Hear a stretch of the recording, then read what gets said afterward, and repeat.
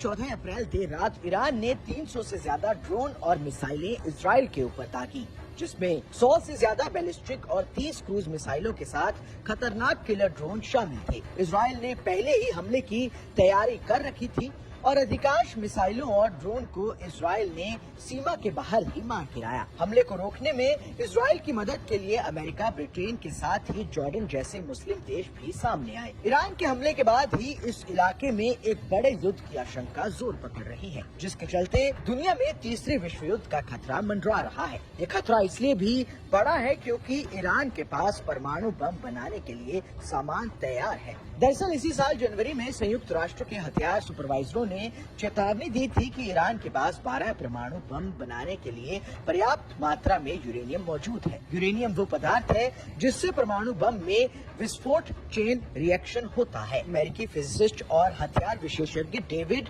Albright के हवाले से बताया गया है कि ईरान ने यूरेनियम का 90% से अधिक प्रमोशन कर लिया है। अल्ब्राइट ने कहा कि अब ये एक सच्चाई है कि ईरान के वैज्ञानिकों के पास पृथ्वी पर प्रलय लाने वाले हथियार बनाने की जानकारी है। इस बीच एक अमेरिकी पत्रकार ने भी ये दावा किया है कि ईरान परमाणु बम बनाने के बेहद करीब है। एक अमेरिकी न्यूज चैनल के संवाददाता ने बताया कि ईरान को परमाणु बम बनाने में 6 महीने का समय लगेगा।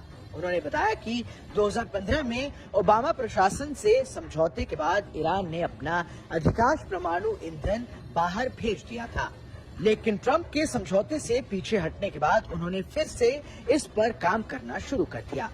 वहीं उन्होंने ये भी दावा किया है कि ईरान के पास पर्याप्त मात्रा में सामान मौजूद है, लेकिन इसे एक हथियार के रूप में ढालने में लगभग 6 महीने या फिर शायद 1 साल का समय लगेगा। ईरान की परमाणु हथियार की आशंका के बीच परमाणु युद्ध के खतरे को लेकर चर्चा शुरू हो गई है। एक एक्सपर्ट ने चेतावनी दी है कि अगर परमाणु युद्ध शुरू होता है तो शुरुआती कुछ घंटों के भीतर ही करोड़ों लोग मारे जाएंगे।